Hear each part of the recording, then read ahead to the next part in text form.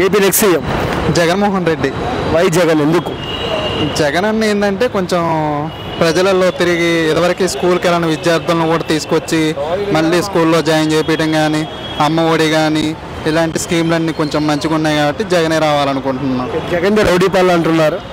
Rowdy పాలన ఎట్లయింది sir? ఇప్పుడు కాంబినేషన్గా చేసేవాళ్ళు గ్రూపులు వేరే విధంగా ఉంటుంది.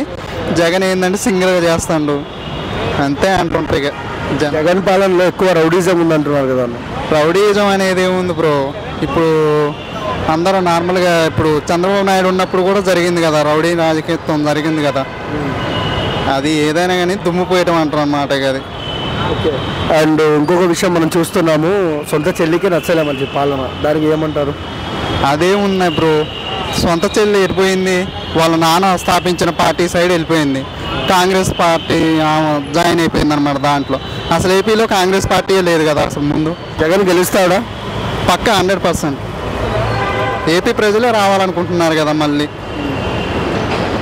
థ్యాంక్స్ అన్న.